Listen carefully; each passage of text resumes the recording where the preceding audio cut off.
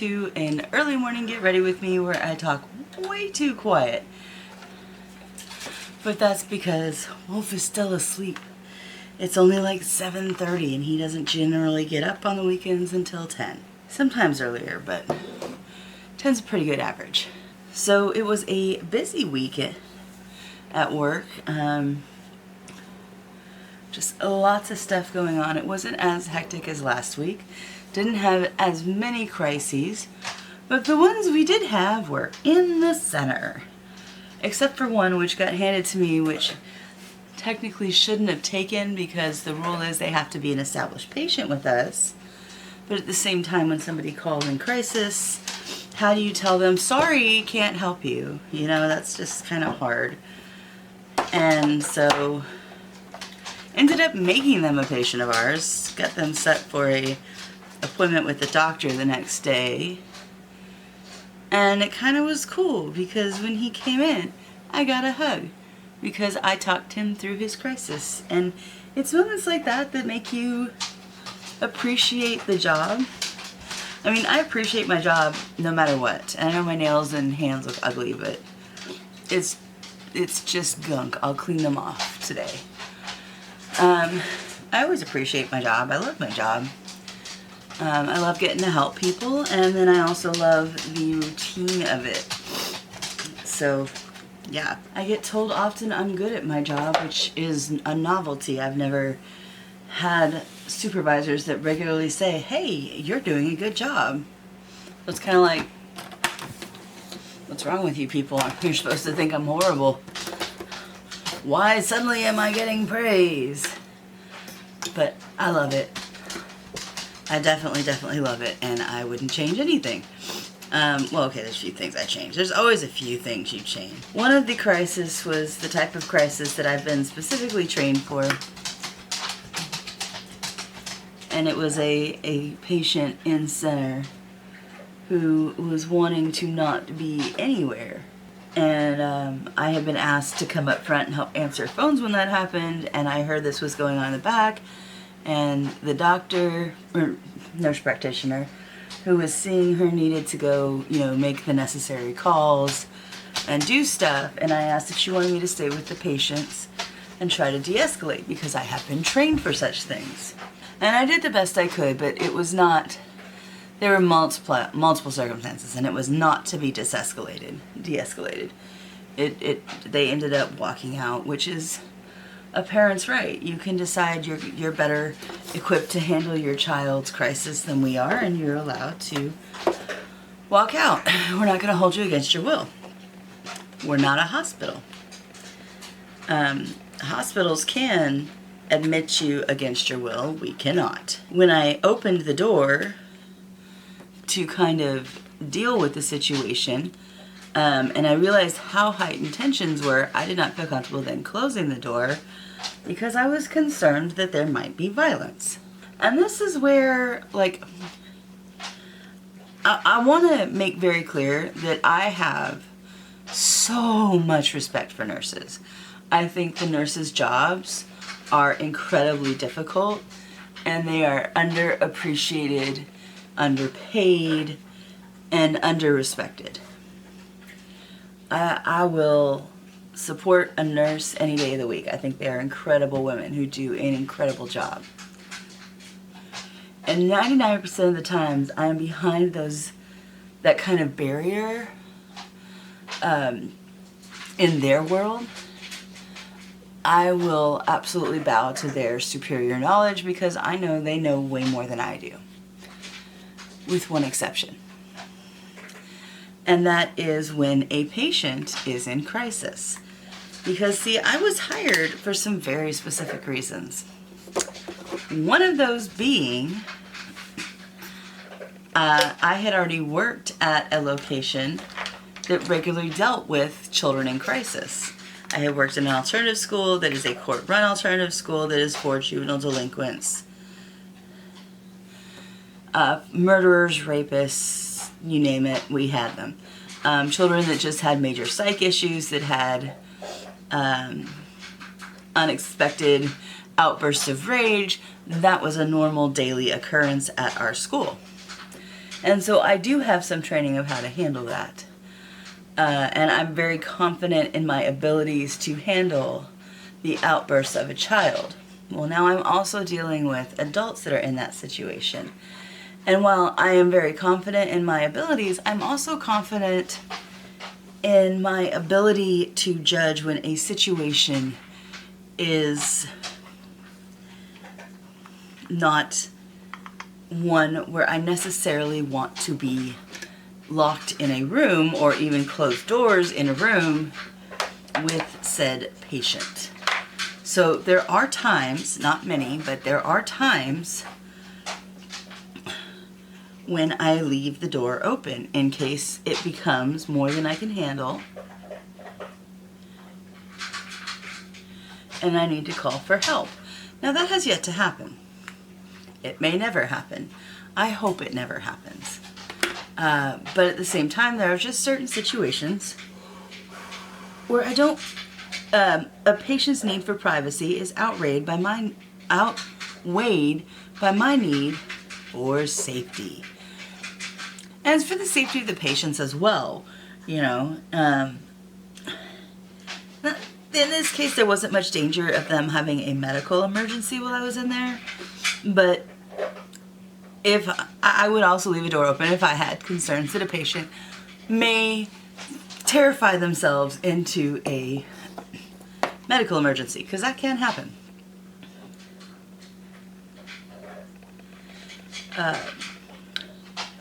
Well, as I was trying to de-escalate and handle the situations that were coming up that were making it difficult to de-escalate, one of those fabulous, amazing nurses that I have tons of respect for came by and told me I needed to close the door.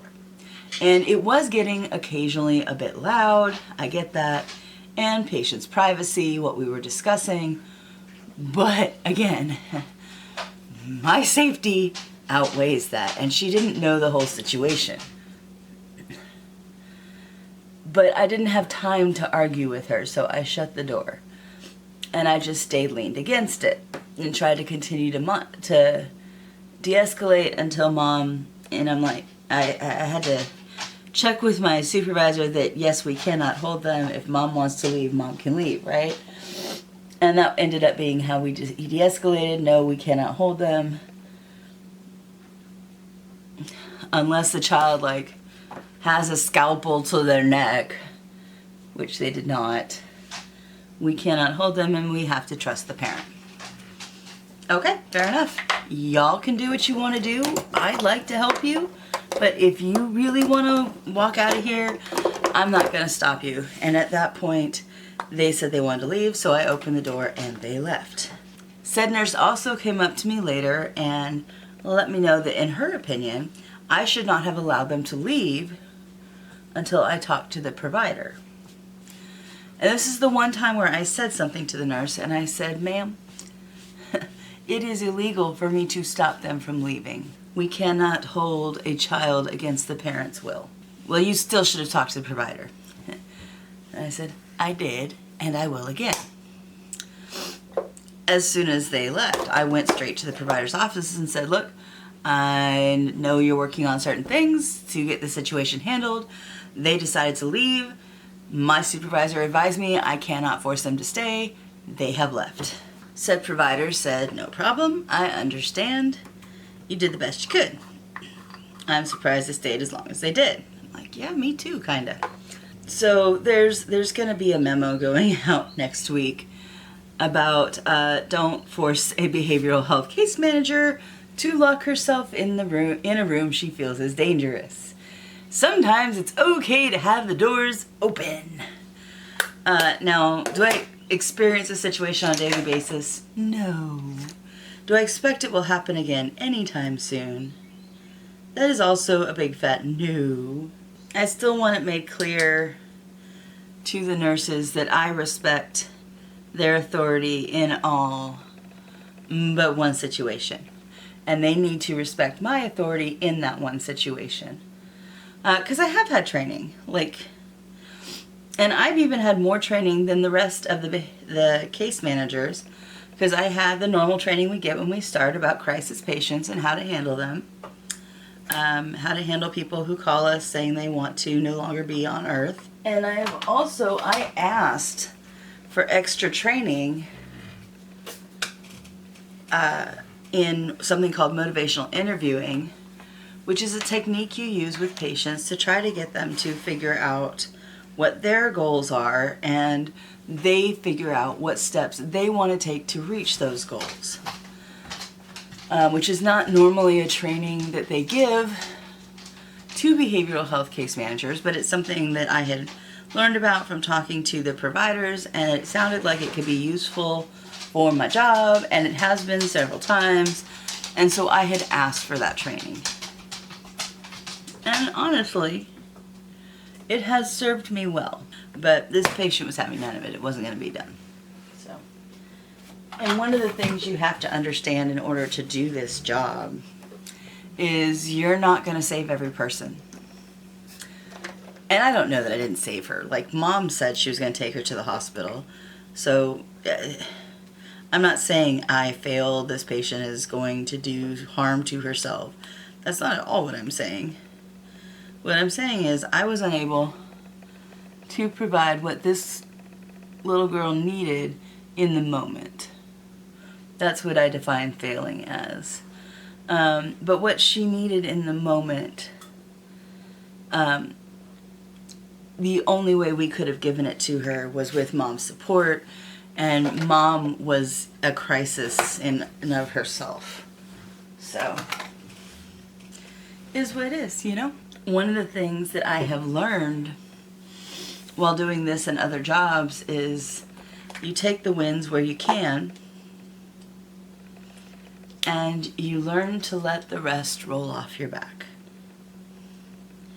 Sometimes that's hard because it's just my nature to take things to heart and to really feel ownership.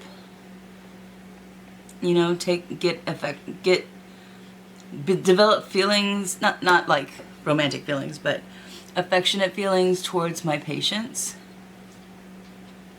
So it's hard for me to let some things like this roll off my back. But it is what it is. And this weekend has been good, but not as good as Wolf wanted it to be. Wolf heard about this really cool, not really farmer's market, but it was called like the Hallow Moon Fair.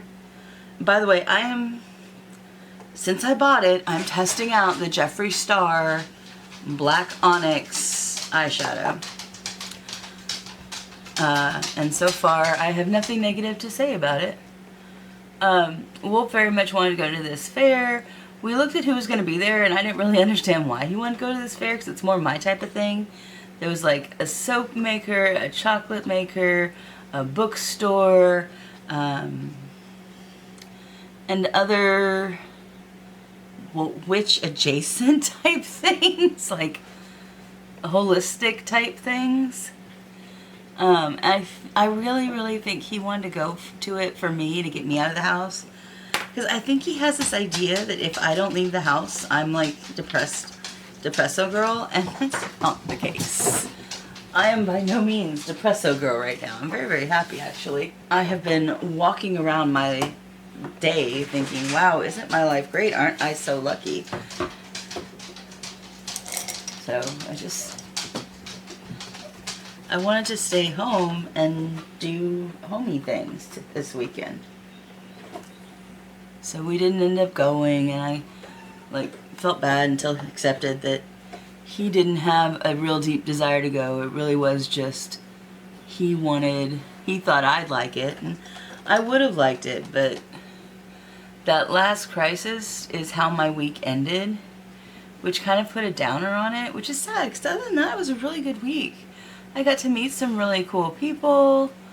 I got told if I ever met a liberal, I would unalive them, and I'm standing there like, okay, you and I are never ever going to talk politics.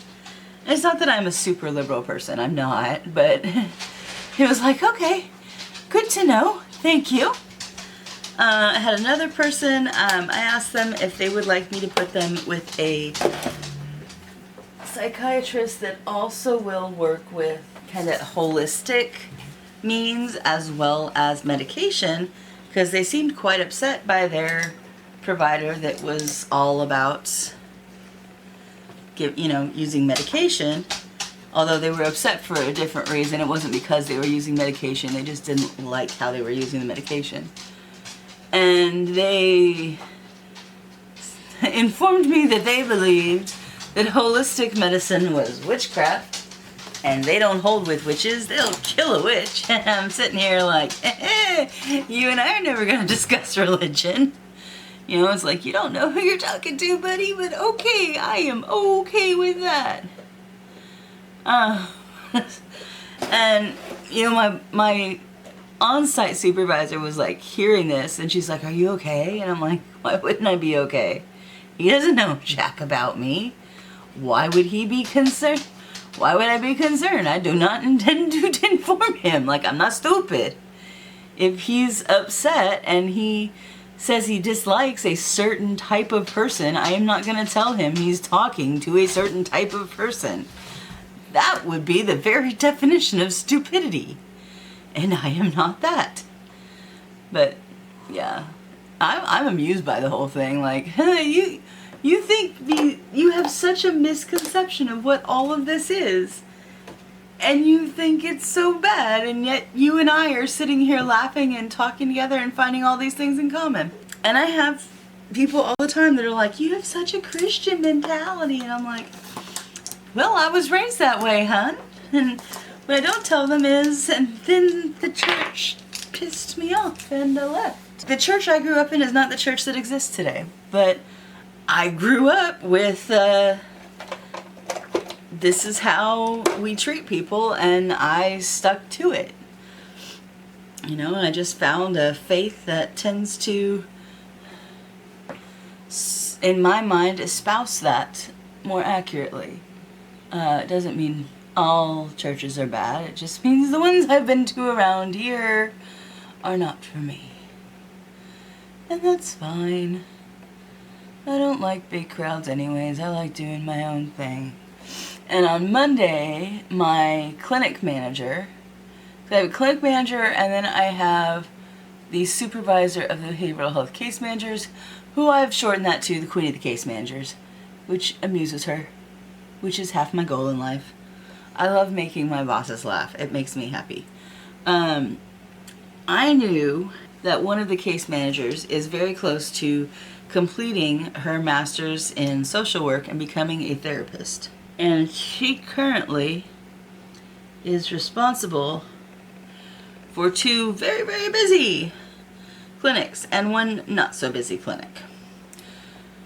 And I had kind of figured that I would be handed one of those clinics. And I let my boss know, hey, when this happens, because I know whoever you bring in is not going to be able to walk in and handle 2 super busy clinics and 1 that will grow and is growing. And it's one of the busy ones. It kind of seems logical for me to take it on, because you know how I always talk about the big town that we go to that's not really that big, but that's big? Yeah, it's there. Like, I live between that clinic and the one I work on. So it kind of makes logical sense to put that clinic on my docket. And I let her know that, and I said, I am good with it if and when that happens. And she says, it'll probably be a few months, but okay, that was kind of the plan anyways. Like, cool beans. Because I'm doing good, and I have a lot of spare time, which I use to help out the other case managers. I do what's called pre-planning their visits, which means I go in, I look at what medications the patients that we're going to see next week are having, and some medications require annual or biannual testing to make sure that your levels are still good, and I check and see when they last had that. Sometimes they require like a screening where like the provider has to ask you questions and check and see if you've got shakes and stuff. And if the patient's due for that, I put a little note in so the provider knows. And when I'm not doing that, I help our location's referral case manager, a referral specialist, check on the normal medical referrals that went out. And how are they doing? And why don't they have a schedule yet? And we need a schedule for this.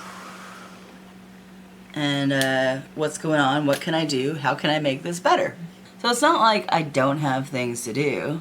I just don't have enough of my own work to do to keep from helping other people.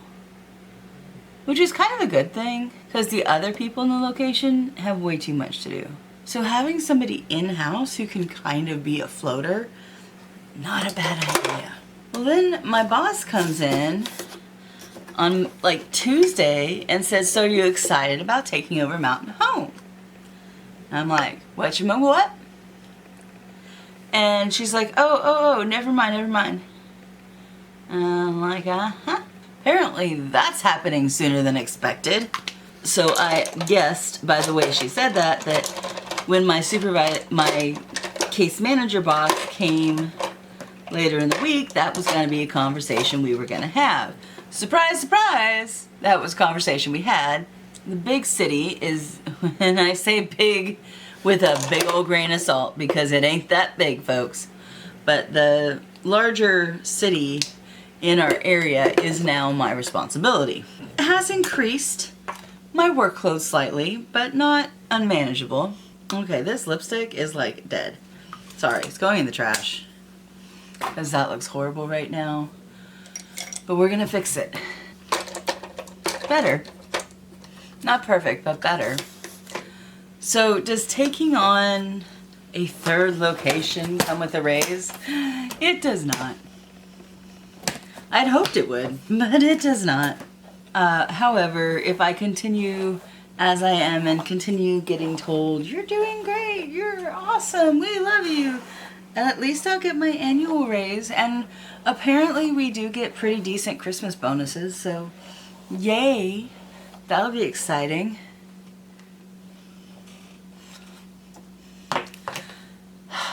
I really hate to say I like the Jeffree Star eyeshadow, but it does blend quite nice.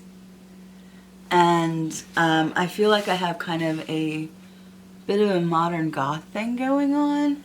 Although I had to throw that black lipstick away. It ain't a working. But yeah, I like this. This feels like me. Okay, so anyway, that's what's going on, and I still love my job. It's amazing. It's just a lot busier now, and drama that I don't intend to be a part of. Because the way I handle said drama is when I got home, I called my boss and said, look, this needs to be sorted. And she said, look, you're right, and it will be. And that's kind of as far as I'm going with it, you know? It's like, I'm not going to say anything to said nurse. I didn't even, like, say said nurse's name to my boss, because I don't want her specifically to get in trouble, because she's doing what she knows to do. She is protecting patient privacy, and that is admirable. Now I feel like me, I've got some glitter on my eyes. That is absolutely admirable. That's her job. She just put me in a bad situation by doing so, which she didn't realize. So thank you for hanging out with me. Hope you enjoyed my rambling talk about life as a behavioral health case manager.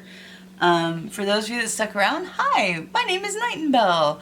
I do get ready with me's, unboxings, reviews, diamond painting. Occasionally I show my bullet journal, and video games. If any of that sounds interesting, please stick around. Yeah, I've got some big stuff planned. We also have an advent calendar season coming, where we will open at least 12 advent calendars. I have 3 of them totally filmed and done. A 4th one is here, and a 5th one will be here by the end of October. That I'm really, really excited about, the big finale. And so that means I just need 7 more between now and December, and I will have my advent season. And I am giving away one item from each advent calendar, so you'll want to definitely stick around for that so you can get your own after advent calendar. I do have a quarter-long giveaway going on right now, but I didn't add anything to the giveaway today, so it's not a giveaway video. But check out some of my other videos where I do add things. The giveaway will be worth several $100s, and we are including international shipping this time. Yay us. Alright guys, thanks for hanging out. Love ya. See you next time.